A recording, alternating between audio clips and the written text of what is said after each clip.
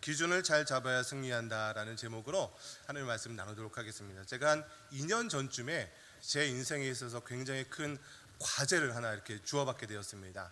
그게 뭐냐면 제가 원래 좀 비염과 그 수면 무호흡증이 굉장히 좀 심했어요. 그래서 병원 그 이비인후과를 좀 추천을 받아서 거기에 가서 진찰을 받았더니 이 코 중간 뼈 있지 않습니까? 속에 있는 그 중간 뼈가 이렇게 한 요만큼 휘어 있는 거예요. 그래서 한쪽 코를 항상 이렇게 좀 막고 있기도 하고, 그로 인해서 비염도 좀 심하고 잘 때 수면 무호흡, 그러니까 산소가 공급이 안 되다 보면 뭐 1분 동안 숨도 못 쉬기도 하고, 그러면 산소 농도가 떨어지고 좀 그런 일이 있었습니다. 그래서 제가 그 코 가운데 있는 뼈를 좀 이렇게 피고 비염 수술을 받게 되는 뭐 그런 수술을 받으면서 거기에 있는 이비인후과 이제 원장님이 사실은 온누리교회 안수 집사님이더라고요. 그래서 뭐 여러 가지 이야기를 나누다가 목사님, 그 지금 체중 상태로 있으시면 목사님 사명을 이루기 전에 사명할 수 있습니다. 그 죽을 살자를 써서 그러면서 체중을 감량하셔야 됩니다라고 이제 하시는 거예요. 그래서 목사님 신방 가시면 이렇게 음식도 많이 이렇게 드시게 되는데 그 음식을 이렇게 쓰레기로 여기라고. 이렇게 음식을 쓰레기로 여긴다는 거 저한테는 상상할 수 없는 얘기고, 음식을 남긴다는 거는 저의 인생에 있어서 그렇게 바람직하지 않은 일들이었어요. 그런데 이제 그런 딱 선고를 받게 된 거예요. 과제가 주어진 거죠. 사실 제가 20대 초반까지만 하더라도 제 몸무게가 60kg, 61kg 막 그랬었어요. 그러다가 저는 뭐 운동도 좋아하고 막 그랬지만 음식을 굉장히 잘 먹었습니다. 근데 아무리 음식을 먹어도 뭐 이렇게 살이 찌지 않는 그런 체질이었던 것 같아요. 당시까지만 해도. 근데 이제 군대를 전역하고 나니까 체중이 조금씩 불기 시작하고 1년에 1kg씩 이렇게 드러나다가 결혼을 하고 나니까 1년에 2kg씩 이렇게 증가를 하게 되는 거예요. 아마 지수 형제도 이렇게 좀 공감하고 있지 않을까 싶긴 한데, 결혼하게 되면요 이렇게 체중이 팍팍 늘어나더라고요. 그러니까 여러분 청년 때 체중 관리를 미리 좀 해놔야 돼요. 그래서 제가 체중이 한참 때까지, 그러니까 작년 2년 전까지만 하더라도 최고점을 찍었을 때가 84kg, 5kg 이렇게 찍었었을 때가 이제 그 병원을 찾았었을 때입니다. 여러분, 그래서요 제가 이제 제가 어떻게 하면 살을 뺄 수 있을까 고민을 하다가 어쨌든 간에 제가 결론적으로 2년 전에 이제 고등부 교사들은 아실 거예요. 제가 3개월 만에 거의 10kg를 감량을 하는데 성공을 했습니다. 그래서 이렇게 무슨 일이 있으시냐, 갑자기 살이 빠지니까 그런 일도 있고 했었는데, 제가 이 말씀을 드리면 그 자매님들은 저 목사님이 어떻게 해서 살을 뺐을까? 설교의 내용은 관심 없고, 이제 또 여름철이 다가오니까 다이어트를 어떻게 하셨나 이렇게 좀 궁금해 하실지 모르겠습니다. 여러분, 저는요 이 시간에 뭐 다이어트 강의하는 시간도 아니고, 그래서 짤막하게 제가 어떻게 살이 이렇게 감량을 했었는지 본다면, 저는요 그 흡수가 빠른 탄수화물 그 섭취를 굉장히 좀 줄였어요.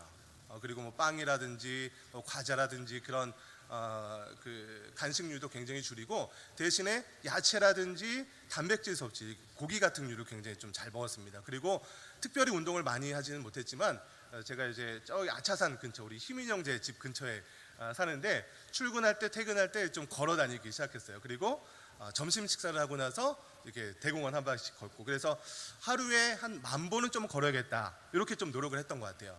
여러분, 그러니까 제가 좀 체중을 감량을 해보니까 운동을 해서 체중을 감량한다는 것은 말이 안 되는 거더라고요.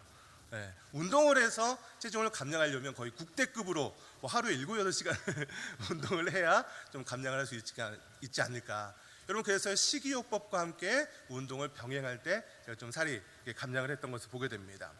여러분, 제가 이 말씀을 드리는 것은 무엇이냐면, 제가 20대 초반부터 시작해서 40대까지 계속 다이어트를 해보려고 노력을 했지만 한 번도 다이어트에 성공을 하지 못했었어요. 그런데 이번에는요 의사의 권고, 이렇게 목사님 사명하십니다, 이런 이제 권고를 듣다 보니까 더 열심히 이렇게 좀 다이어트를 했던 것 같아요. 그러다 보니까 3개월 만에 거의 10kg를 감량을 했습니다. 그래서요 제가 이 기쁜 소식을 이제 누구와 좀 기쁨을 나누겠습니까? 뭐 제 친구들은요 거의 다 목사님들이고 뭐 전사님들이고 다 그럽니다. 그리고 그 같이 사역하는 이제 사역자들이고. 여러분, 제가 우리 동원교회에 사역하기 전에 그 전에 저기 부천에서 사역할 때는요, 제가 함께 사역했던 목사님들, 뭐 강사님들, 전사님들 평균 체중이요 90kg, 100kg, 막 110kg 막 그랬어요. 그래서 그때 제가 뭐 80kg를 넘어도 제가 제일 날씬했거든요. 그런데 동원교회 오니까 그때 당시에 저와 같이 사역했던 그 교역자들이 누구였냐면 김유한 목사님, 박상현 목사님, 뭐 김보영 지금 목사님 되시죠? 김기용 목사님, 뭐 이런 분들인 거예요. 제가 10kg를 감량했음에도 불구하고 그 중에서 제가 제일 뚱뚱한 거예요. 그래서요, 제가 이 그 10kg를 감량한 이 기쁜 소식을 나눌 수가 없었어요. 난 이렇게 빠졌는데 제일 뚱뚱해 아직도. 여러분, 이렇게요, 기준이라는 것은요, 기준이 어떤 움직이기 다이어트를 시작했을 때 내가 기준을 어디에 두느냐에 따라서 내가 기분이 좋아지기도 하고 기분이 별로 안 좋아지기도 하는 것 같아요. 여러분, 이렇게 사람들의 마음과 감정은요 항상 상대적이라는 것이에요. 내가 아무리 살이 많이 빠져도요, 주변에 다른 사람들이 나보다 더 체중이 적으면요, 그렇게 내가 다이어트에 성공한 것 같지 않은 거예요. 반대로 내가 아무리 체중이 많이 나가도 주변 사람들이 상대적으로 나보다 막 체중이 더 크다, 그러면 굉장히 기분 좋은 거더라고요. 여러분, 이렇게 기준이 상대적이라면 우리의 마음은 사실은 편해지고 좋아질 수 있어요. 여러분, 중요한 것은 무엇이냐면 그럼에도 불구하고 그것은 팩트가 아니라는 거죠. 사실이 아닌 거죠. 여러분, 기준이라는 것은 그래서 움직이는 것이 되어서는 안 된다는 것입니다. 여러분, 그 대한민국의 표준 체중이 있습니다. 제 키가요 한 173 정도 되는데 173이 대한민국 아직까지는 그 표준 그 키입니다. 그래서 표준 키에 체중이 한 68에서 70 사이 왔다 갔다 하면 표준 체중 정도 되는 것 같아요. 여러분, 이렇게 내 주변에 있는 사람들과 비교하는 것이 아니라 대한민국 표준 체중이 기준이 될 때 그거에 맞춰서 내가 어느 정도 되는구나, 이런 것을 판단할 수 있다는 것입니다. 여러분, 우리의 신앙생활도 마찬가지예요.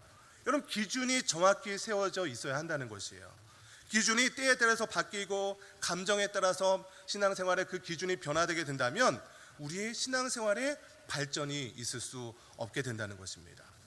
여러분, 그렇다면 저와 여러분의 신앙생활의 기준을 어디다 두어야겠습니까? 오늘 본문 말씀을 같이 다시 한번 보겠습니다. 우리 14절 말씀 한번 더 보겠습니다. 우리 1장 14절 말씀 같이 읽겠습니다. 시작.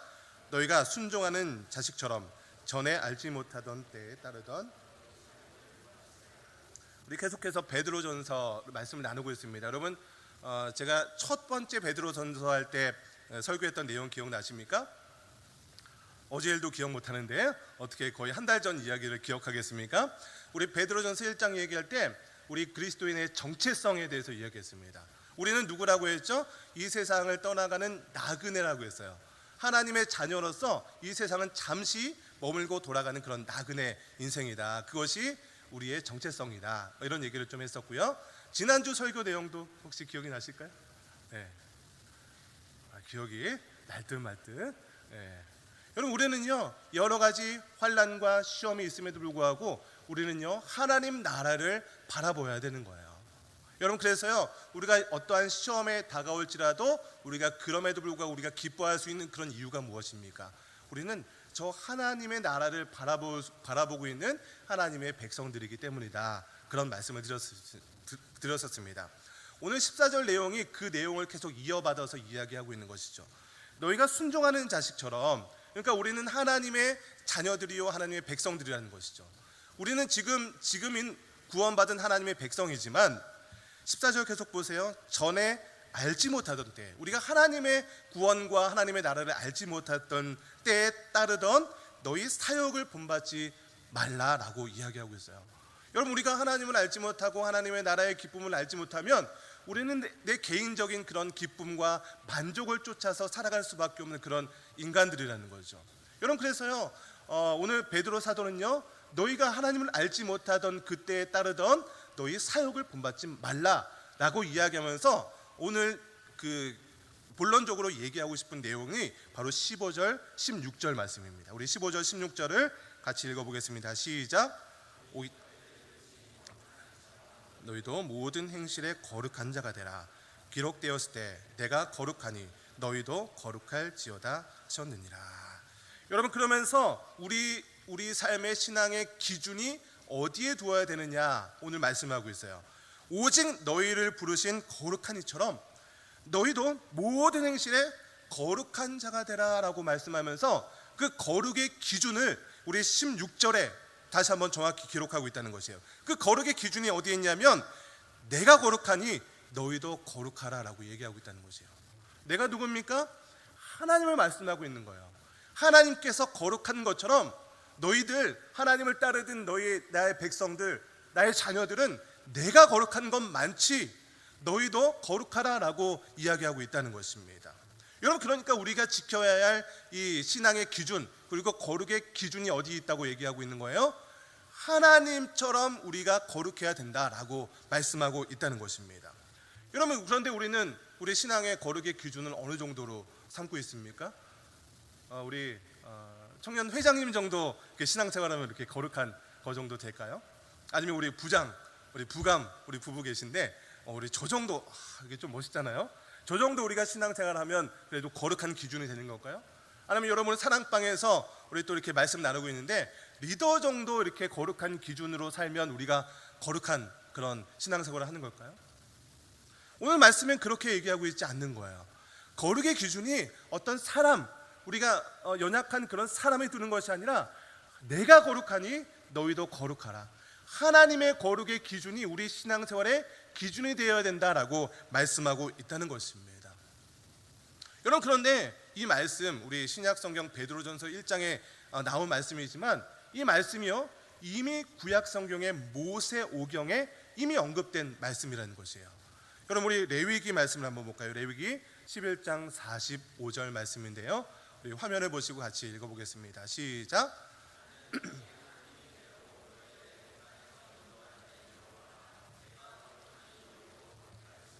네, 이 말씀 모세오경 레위기 말씀에 정확히 기록된 말씀이라는 것이에요. 여러분, 모세오경이 어떤 말씀입니까? 하나님께서 우리 모세 우리 형님을 통해서 이스라엘 백성들에게 꼭 지켜야 될 율법의 기준을 이야기해 주는 성경이 바로 이 모세오경입니다. 여러분, 모세오경에 이미 내가 거룩하니 너희도 거룩할지어다라고 이스라엘 백성들에게, 하나님의 자녀들에게, 하나님의 백성들에게 이미 거룩의 기준을 못 박아두고 있다는 것이에요. 여러분, 그런데요 이 말씀이 그러면 구약 성경에만 기록된 말씀이냐? 그렇지 않다는 것입니다. 우리 마태복음에도 이 하나님의 거룩의 기준을 우리가 우리의 거룩의 기준으로 삼아야 된다라고 마태복음 5장 48절 말씀에도 이렇게 기록을 하고 있습니다. 같이 읽겠습니다. 시작. 너희 아버지의 온전하심과 같이 너희도 온전하라.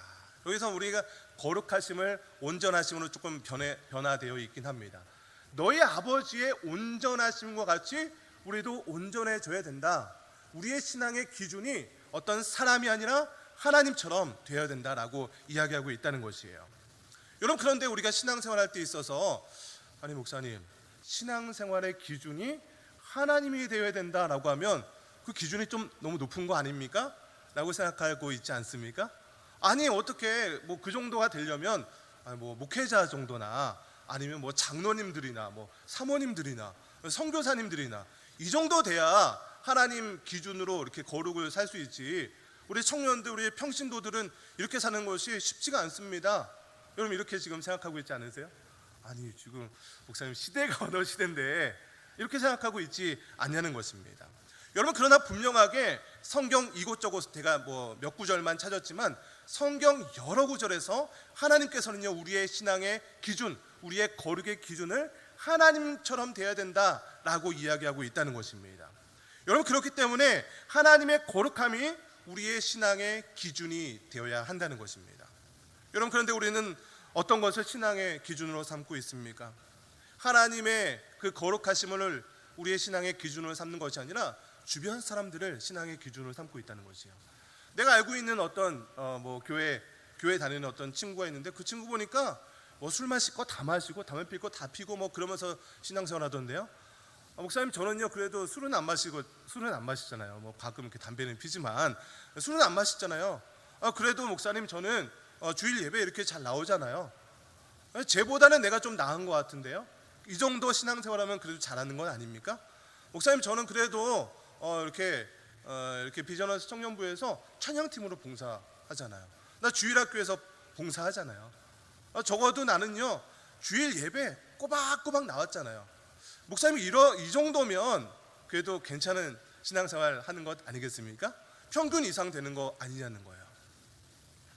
여러분, 그런데 신앙생활의 기준은요, 계속해서 나의 주변 사람들과 비교하다 보면요, 내가 그래도 좀 괜찮은 신앙생활이다 라고 착각할 수 있다는 것입니다. 그게 팩트가 아니라 나의 만족이 될 수 있다는 것이에요. 여러분, 이렇게 주변 사람들과 나의 신앙생활을 기준 삼아서 이렇게 점점 신앙생활을 하다 보면 어떻게 되겠어요? 하향평준화가 되지 않겠습니까? 너도 못하고 나도 못하는데 나는 조금 잘해. 마음의 위안은 되지만 하나님의 기준으로 본다면은 그 사람의 신앙생활이 잘했다 칭찬받는 그런 주님의 종이 아니라 그 반대의 경우가 될 수도 있다는 것입니다. 여러분, 우리가 하나님의 기준이 너무 높다고 이 정도면 지키면 되겠다고 생각하는 것이 아니라 하나님의 기준을 내 것으로 받아들일 때 그때부터 우리들의 삶에 진정한 변화가 일어나기 시작한다는 것입니다. 제가 이전 교회에 있을 때 사역할 때 청소년부를 담당할 때가 있었습니다. 제가 그때 근처에 있는 한 고등학교, 이렇게 범박고등학교라는 학교가 있는데요, 거기에서 매주 금요일마다 그 점심시간에 들어가서 학교에 들어가서 기도 모임을 인도했던 적이 있었습니다. 그래도 나름대로 한 10년 정도 된 학교였고 인문계 고등학교였기 때문에 그래도 괜찮은 학교에 속했습니다. 여러분, 제가 그 학교에 들어가서 학생들과 기도 모임을 나누고 학생들의 고민을 이렇게 듣다 보니까 학생들이 이런 얘기를 하는 거예요.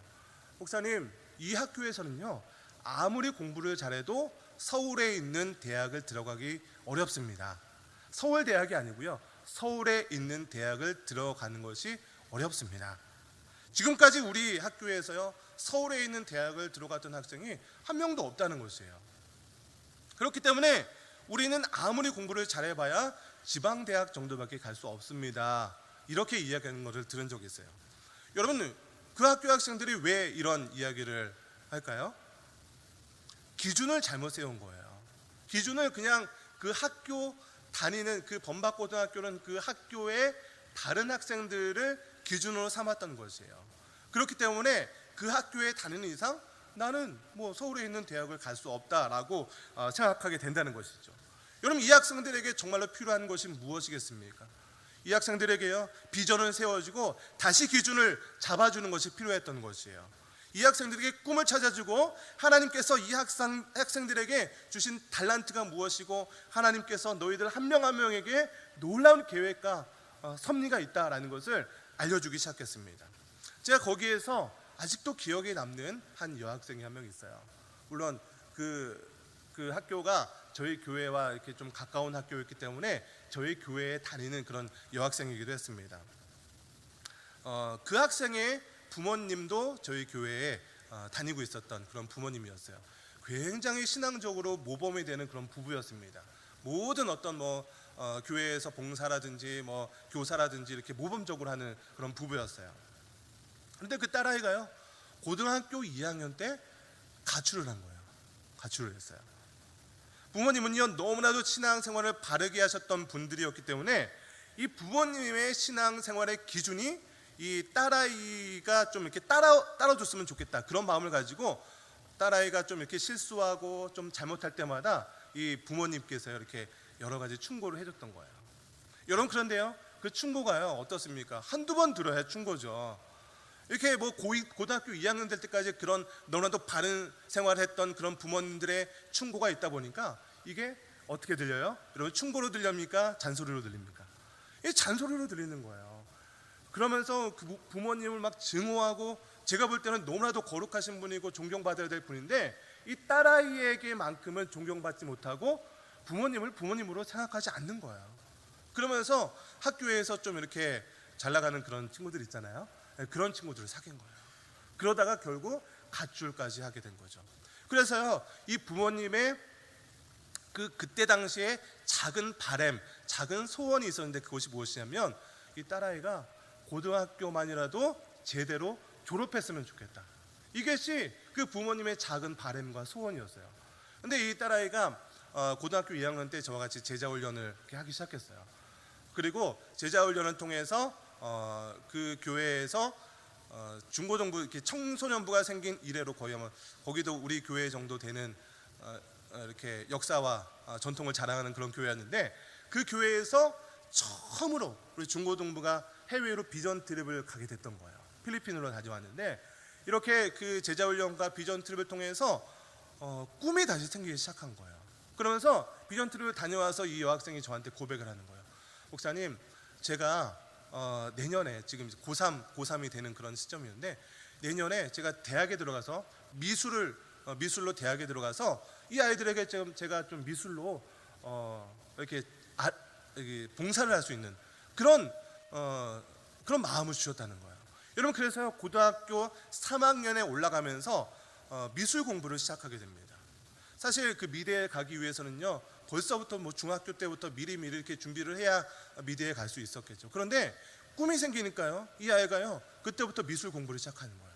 고3 때 늦은 나이에 시작을 했죠. 그럼에도 불구하고 이 학생이요, 그 다음 해에 물론 이렇게 성적이 그랬고 너무 늦게 시작해서 뭐 서울에 있는 그런 대학은 가지 못했습니다.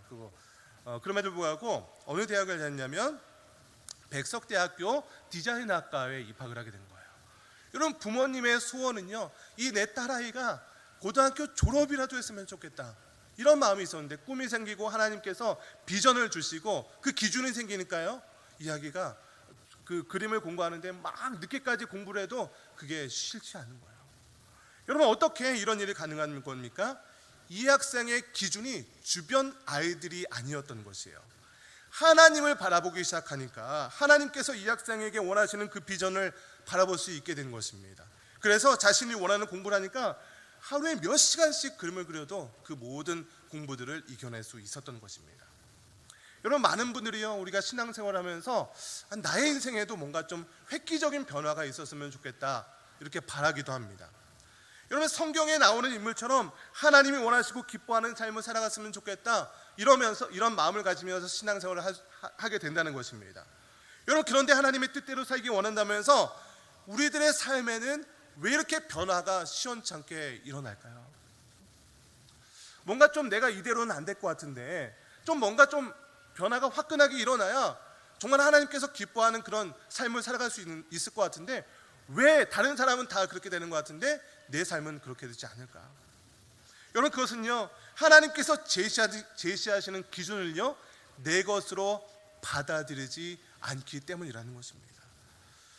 저 정도는 뭐 목사님 정도 돼야지, 저 정도는 뭐 어떤 장로님 정도 돼야지, 나는 그 신앙생활의 기준으로 내 것으로 받아들일 그런 레벨이 안 된다고 생각하는 거예요. 그냥 나는 청년 정도면, 나는 나의 이 나이 정도면, 나의 대학생 정도면, 30대 초반 정도면 그냥 이 정도로 신앙생활에도 잘하는 것 아닐까라고 생각한다는 것입니다. 여러분, 하나님은요, 말씀을 통해서 우리에게 신앙생활의 기준을 오늘도 제시하고 있다는 것입니다. 그런데 우리는요, 그 기준을 내 나름대로 해석을 하고 그것을 내 것으로 받아들이기를 거부하기 때문에 하나님께서요, 그 말씀 가운데 그 안에서 일하시기가 어렵다는 것입니다. 사랑하는 우리 비전언스 청년 여러분, 하나님께서 우리들에게 말씀으로 영적인 기준을 제시할 때 그것을 여러분 피하지 마시기 바랍니다. 그냥 한 발 걸쳐놓고 때가 되면 나도 변화하겠지, 여러분, 이런 변화는요 일어나지 않는다는 것이에요. 여러분, 성경 말씀이 바로 내게 주시는 하나님의 말씀으로 받아들이라는 것입니다. 여러분, 목회자가 강단에서 말씀을 선포한다면 그것을 아멘으로 내 것으로 받아들이고, 내가 이렇게 삶의 변화가 있어야 되겠구나 결단하는 자세가 있을 때 그 말씀이 역사하셔서 여러분의 삶을 변화시키는 기준이 된다는 것입니다. 대한민국에서 기독교 최고의 어른이었던 방지일 목사님이라고 계세요. 몇 해 전에 104세의 나이로 소천을 하셨습니다. 그런데 이분이요, 중앙일보 기자하고 인터뷰를 했던 적이 있습니다. 이분이 기자가 이렇게 물었습니다. 목사님, 신앙이 무엇입니까? 신앙생활이 무엇입니까? 이렇게 질문을 했어요. 그랬더니 이 목사님이요, 뭐라고 대답했냐면, 신앙은 투항이다, 투항. 내가 들고 있는 총과 칼을 내려놓고 하나님께 투항하는 것이다 라고 대답했어요. 기자가 다시 물었습니다. 그러면 칼과 총은 무엇을 이야기하고 있는 겁니까? 칼과 총은 나의 의견, 나의 주관, 나의 관점, 이것이 우리가 가지고 있는 칼과 총이다. 이것을 내려놓아야 한다. 그런데 사람들은 투항했다고 하면서도 뒤에서 다시 무장을 한다는 거예요. 내 안에 투항했다고 하면서 내 안에 권총을 숨기고 내 안에 칼을 숨긴다는 것입니다. 하나님을 믿는다고 하면서도 나의 주관으로 하나님을 믿는 것이죠. 투항은 그런 게 아니라는 거예요. 투항은 자신을 몽땅 내려놓고 하나님, 나는 아무것도 아닙니다. 두 손 두 발 다 들고 하나님께 나아가는 것이 투항이다 라고 이야기했던 적이 있습니다. 여러분, 신앙은 투항이래요. 나의 두 손 두 발 다 내려놓고 하나님께 항복하는 것, 여러분, 이것이 투항이라는 것이에요.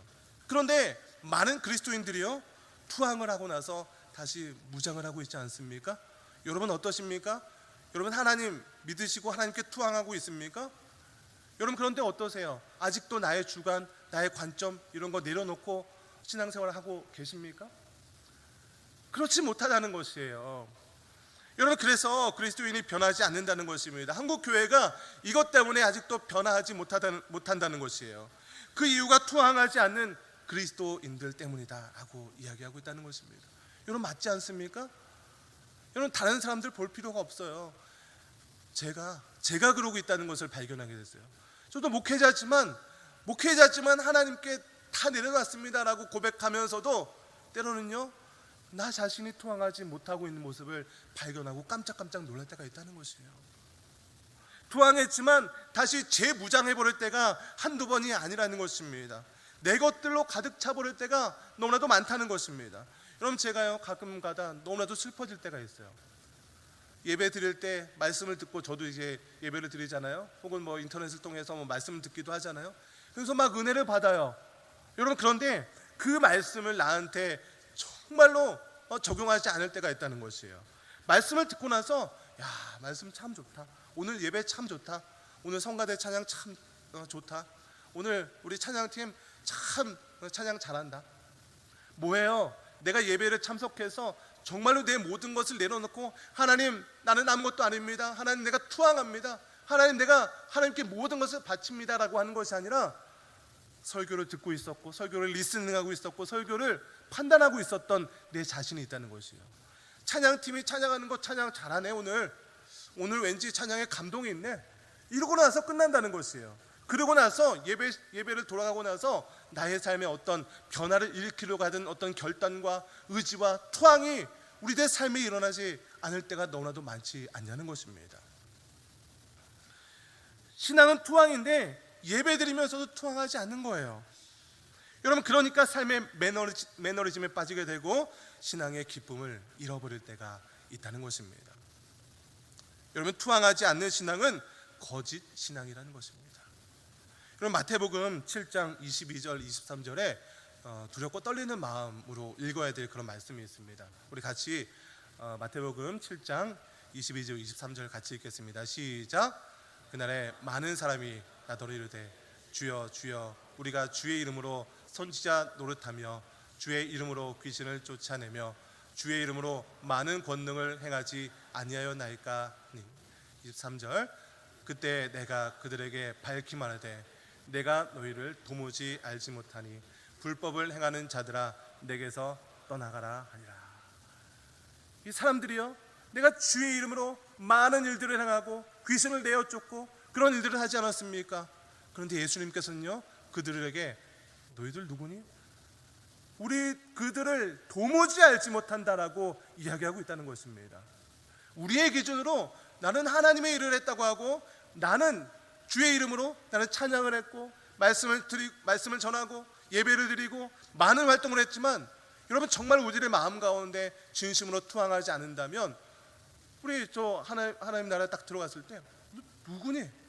나는 너를 도무지 알지 못한다 라고 이야기한다면 우리 어떤 마음이 들겠습니까?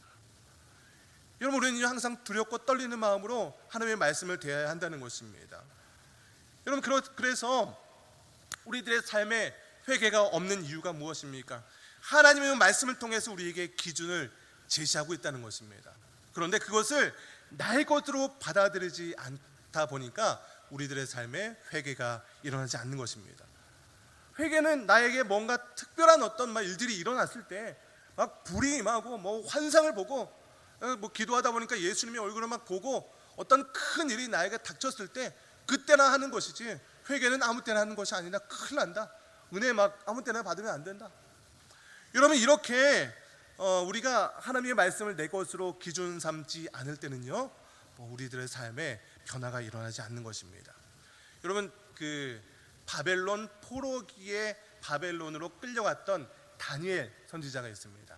이 다니엘 선지자는요, 바벨론으로 끌려갔을 때 왕이 주는, 그 당시에 바벨론의 왕이 주었던 여러 가지 왕의 진미와 포도주를 마시면서 3년간 신앙생활을 해야 될 수가 있습니다. 모세의 율법에 의하면 우상에게 드렸던 제물, 우상에 드렸던 그런 식물들은 먹어서는 안 된다라는 그런 율법이 있습니다. 그런데 그 당시에 바벨론 왕이 주는 그런 음식들은요, 다 제물로 바쳐졌던 그런 음식들이었던 거예요. 그런데 그 왕에게 이렇게 신하로서 이 다니엘이 거기서 이렇게 일을 하게 되는데 왕이 주는 진미를 먹을 수가 없는 거예요. 여러분, 그래서 그럼에도 불구하고 왕이 주니까 안 먹을 수 없는 그런 불가피한 상황이 되어진 것이죠. 여러분, 그때 다니엘이 어떻게 합니까? 다니엘서 1장 8절에 보면요, 다니엘이 이렇게 고백을 하는 것이에요. 다니엘은 뜻을 정하여 왕의 음식과 그가 마시는 포도주로 자기를 더럽히지 아니하리라 하고 자기를 더럽히지 아니하도록 환관장에 구하니. 여러분, 뭐라고 얘기하고 있습니까? 우리 같이 한번 앞부분 읽어보겠습니다. 시작.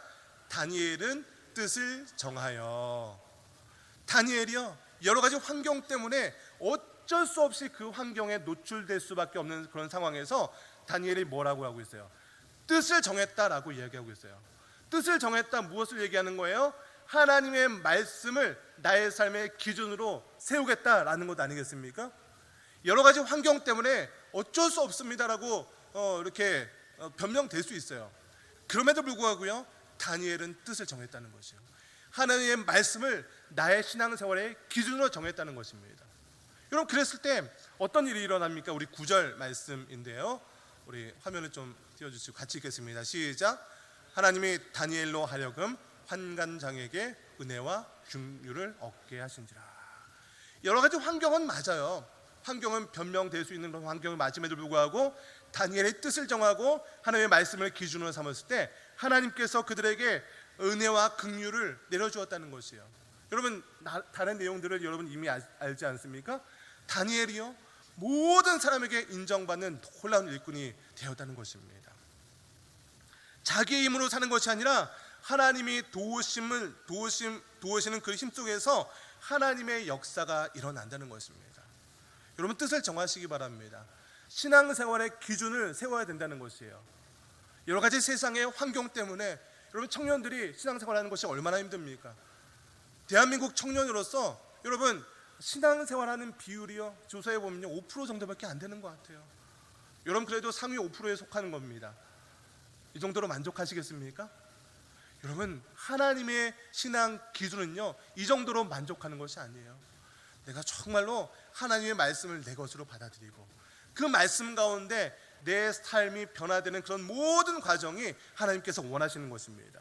여러분, 오늘 말씀을 통해서 하나님께서 제시하고 있는 그 경건의 기준이 있었죠. 바로 내가 거룩하니, 하나님 자신이 거룩하기 때문에 너희도 거룩하라 라고 이야기하고 있다는 것입니다. 우리가 거룩을 추구해야 되는데 어느 정도까지 추구해야 되냐? 하나님의 거룩하심을 닮아가도록 추구해야 된다는 것입니다. 하나님의 거룩하심이 우리 신앙생활의 기준이라는 것입니다. 여러분, 그래서요, 우리가 신앙생활하다가 하나님과 부딪히는 것, 하나님과 충돌되는 것이 내 삶에 있다면 내가 그것을 지워버려야 되는 것이에요. 내가 그것을 제거해 버려야 되는 것입니다. 하나님이 미워하시는 것을 내가 사랑한다면 회개하고 그것을 더 이상 사랑하지 말아야 되는 줄 믿습니다. 오늘 말씀을 통해서 하나님의 거룩한 기준이 여러분의 삶의 기준이 되시기를 주님의 이름으로 간절히 축원합니다. 그러면서 하나님이 주시는 놀라운 축복이 여러분의 인생 가운데도 충만하게 되시기를 주님의 이름으로 간절히 축원합니다.